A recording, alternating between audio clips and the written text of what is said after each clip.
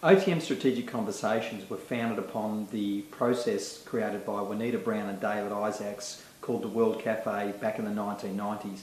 And I was exposed to my first World Cafe at a conference in San Diego in the year 2000. I remember walking into the auditorium, which was set up for 1,100 people, and there were small tables. It was like a really large, massive in fact, cafe.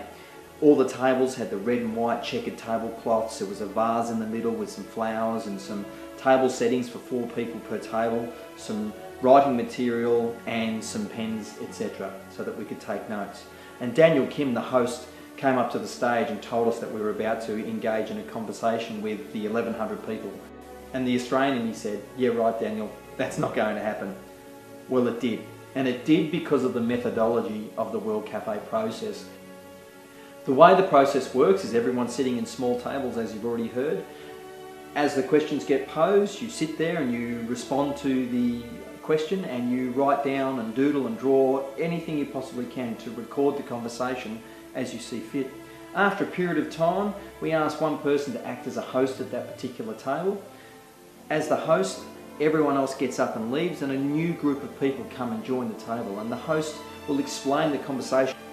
What happens next is then the other people then contribute their aspect on that particular question, and people are often amazed at how much they find similar with regard to the conversations that they've been having, as well as what the differences are between the conversations, and that's the power of the process. Really providing something more strategic for the organisation, and Peter spoke about that in the context of some of the higher level training within Crown.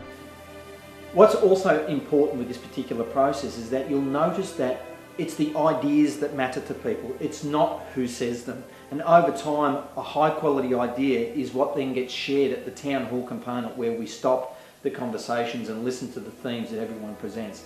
This is really important for senior people in organisations to be able to openly share their thoughts and feelings without the fear of people saying, well, that's not a good idea just because it came from a senior person. Rather, the opposite occurs. If it's a good idea, people will take it on board and it will become their idea. That's one of the powerful aspects of a strategic conversation. As you can see through this footage, people are engaging in the conversation. Look at their body language, look at the gestures that they're using. People are able to talk about the issues that matter to them or the questions that matter to them. You'll notice that people are doodling and drawing, and on some occasions people even get up and write on the whiteboard that we're using to record the town hall component. So people find it very easy to engage in the questions. Often you might find that people sit pondering the question to start with, so often we don't go straight into a noisy room. But as people are looking at the question, as you can see here again, they're looking up at the question, they're making sense of the question, and then they turn to each other and they start to engage in their conversation about what that question means to them, and they start to record their conversation. And again, you can see through this footage how people are really engaging with each other. They in fact become oblivious of the other conversations that are occurring. The setting for strategic conversations is very, very important. It's important to have refreshments available and food. We want to make this as normal an environment as possible, which is why the natural light and the food and the ambience of the setting that we use is absolutely critical to a strategic conversation and the success that we're aiming to achieve through that process. Those neutral environments seem to be really powerful in enabling people to engage with each other in ways that maybe in the workplace, their normal workplace setting, they find a little bit more difficult to do so. So what happens to the information that's captured from an OTM strategic conversation? Well, we create a storybook for you which details the process that we've gone through and captures each of the town hall components for each of the questions that we've asked. So as a takeaway, you have this document that you can share with everyone that was present at the conversation that's very clear about what we've agreed our future looks like, what are the challenges we're working towards, and what are the actions we're going to take over an agreed period of time. Often what happens is that this output goes away to an executive team for approval, and that at the strategic conversation itself, the senior members of that executive team would announce the time frame with which they expect to take to get back to everyone who was present. That's a fairly normal process that we go through. In true partnering, this metaphor of the rally car is that if the car crashes, you both get hurt.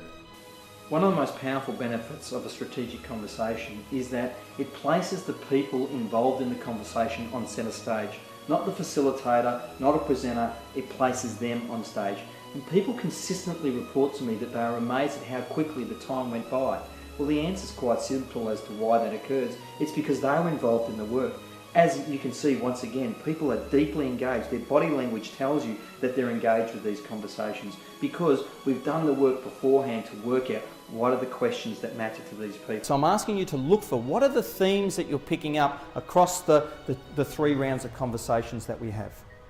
So we've got the trust again, we've got the open again, we've got respectful. I think that's the first time we've heard that term so far.